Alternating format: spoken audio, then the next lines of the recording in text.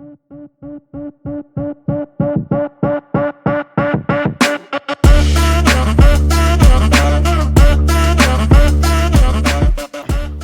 this is Preet Chawla from Brilliant Realty.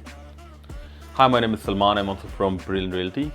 Today we're going to be talking about first-time home buyers and basically the whole process behind buying a home and what are some advices and sort of things we want to put forth and introduce first-time home buyers to. So this is a great video for all the first-time home buyers out there that are thinking of buying their first home in Calgary. Salman, I want to ask you a question. So basically, when we're dealing with first-time home buyers, what is the most important piece of advice that you have for any first-time home buyer out there that's renting right now, or they just moved to Calgary recently and they're looking to jump into the market and buy their first property? The most important thing I think is the pre-approval for the first-time home buyer, because that's very important, right? You should know that what's your budget and what we are looking in the market. So I think that's a very important thing. Pre-approval. Absolutely. Yeah. So for pre-approval, what does the process look like? So who are they going to approach to get a pre-approval done? Well, you can talk to your bank. If you know a mortgage broker or mortgage agent, or if you do not have anyone or you don't know anyone, you can give me a call as well. I work with the team and I can connect you with a good mortgage agent as well. Perfect.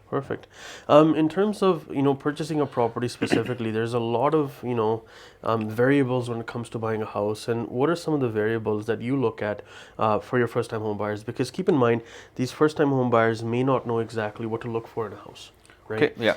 So what are some things that you keep in mind that you sort of refresh in their minds as well while you're going through and looking at the hundreds of properties that are up for sale?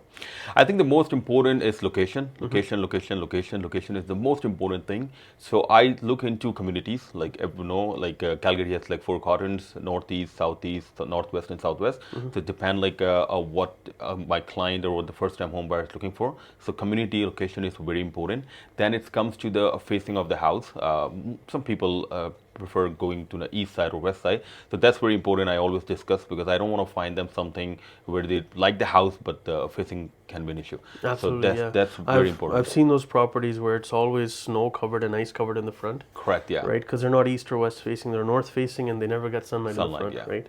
And then sometimes you're dealing with such properties that they're facing in such a direction that you never get any sunlight inside the property. That's correct, yeah. Right. So facing is very important. I discussed with few of my clients if they are looking for east or south or north. Then I talk about schooling, because there's a lot of people whose kids go to the schools. Parks very important. If you have a pet or if you have kids and you're looking a park walking distance, so that's a very important point.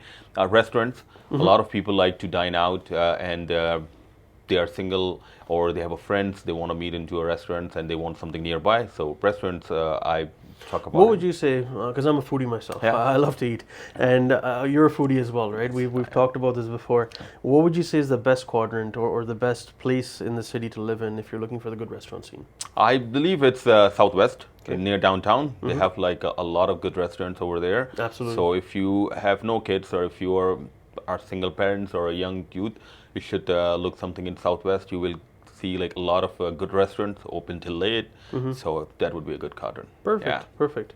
What are some other things you're keeping in mind when we're helping these first-time home buyers? And a lot of people ask me about the place of worship, so I just make sure that whatever the religious place nearby, walking distance or drive by, so I discuss that with them as well. And transportation is very important. Yeah, absolutely. Like, right? If you work from home and if you don't drive, you don't care. But if you work in downtown or if you work nearby, you want to know if you don't drive and you want to take a C train. Transportation is very important. If you don't drive, you taking a bus or C train, you should know that it's a walking distance to nearby home. Absolutely. So transportation is very important. Oh, it's changed a lot these days. We have those families now working from home. Correct. So that's a totally different ball game these days. That's something we never had to worry about as real estate agents, Before, having correct. home offices and all that.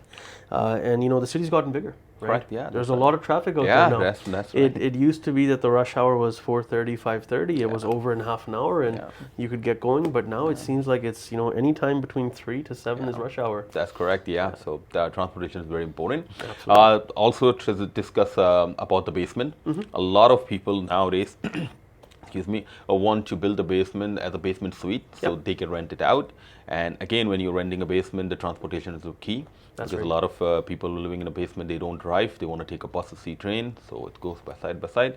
And if they want to just develop the basement for the kids or for the home office or for a home theater or anything like that, so I make sure that I know what they are looking in the market. Absolutely. And Yeah. One thing I want to touch on with basement development, that I want to make sure that people understand, especially first-time home buyers, is that they should never rely on the rental income from the basement to pay their mortgage. That's right. That's correct. A lot of first-time home buyers, they stretch their budget thin and far, and they're thinking, we're going to get, $1,500-$1,600 from the basement. That'll pay a considerable amount of our mortgage, and that's how we're planning to pay the mortgage. So the advice I give my first-time home buyers is pretend the basement doesn't exist, right? Pretend the rent's never going to come in. Buy a property that you can afford on your paycheck. Yeah, right? that's correct. Like, of course, basement helps you out with your mortgage, but you should not rely on it, right? You never know if your basement's not on a rent for a couple of months. You should not be worried about it. So yeah, that's a good advice. Yeah. What else, Salman, do you look at in a house, when it comes to dealing with these first-time home buyers and showing them all these different properties, it's hard to compare apples to apples sometimes, right? And you look at two properties, they're both very similarly priced, similar square footages, but above and beyond that, what are some things that you look at? Well, I also ask my clients if they want to go into the new build or if they want to go into a community which is already built and they have like a good school, park, everything. There are a few people want to go on a new build, right? They just want a brand new home and they don't mind waiting for 8 months, a year till the house gets built. Few of my clients actually want to go into the already built community because they know the neighborhood, they know the schooling, parks, everything. So it all depends person to person, family to family, and I discuss with them. Not everybody goes with the new build, but not everybody goes with the community as well. No, one thing I've noticed for sure is with the older communities, you're getting the mature trees. You're getting the really beautiful sort of parks and playgrounds. And all the services are already there. Right? True. Yeah. So you have everything, and you know exactly the way it's going to look when you move in. There's no surprises. Right. With pre-construction and new builds, you never really know where the retail is going to come in and where the other houses are being built. So it's a little bit of a mystery sometimes. Yes, it is. Yeah. What else, Salman? Well, the one advice I give my clients that don't push your budget, as you told, right? That's a very important thing. A lot of people just want to buy whatever they approve for. So just keep it in mind that if you're approved for $1 million, it doesn't mean that you have to buy a property for $1 million or $600,000 or whatever. Just make sure that what will be your monthly mortgage will be. It's good to discuss with the mortgage agent so you know the numbers, and from there you should start looking for your home. Absolutely. Anything else? I just want to know about the offer process because a lot of time, my clients ask me that what's the offer process? If they like a property, what's next? So the offer process is fairly simple, and of course we both would say that because this is what we do day in, day out. But for first-time home buyer, it may seem over-daunting. Basically, the number one thing to keep in mind is everything is negotiable. Everything is between the buyer and the seller, and everything is negotiable. And I'm speaking of price, I'm speaking of possession dates, conditional dates, anything that's in the house. I once had clients that liked an Italian leather sofa, and at 11 o'clock at night I was negotiating a leather sofa, right? So it depends on really what the buyer and sellers want, right? Obviously what the sellers want will be on the MLS, and you'll have that information for your buyers as well, that this is what they're looking for possession, this is the price they want, this is what they want for the conditions as well, right? So at the end of the day, it all starts from sort of the first agreement that we sign with the buyers, which is the buyer's representation agreement, which basically establishes a relationship between you and the client, right? We also signed the consumer relationships guide which explains our relationship with the client itself. And then from there on, we sign the offer.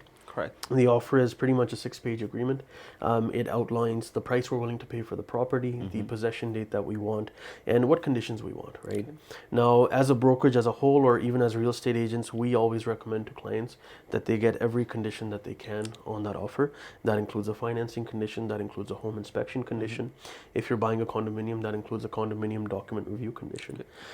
These conditions are very important. They're a very important process of due diligence and making sure that you don't end up buying a home that no longer fits your needs, or buying a home that has issues with it, or getting into that spot where you don't have a mortgage now, right? Because you never put a condition on the offer, right?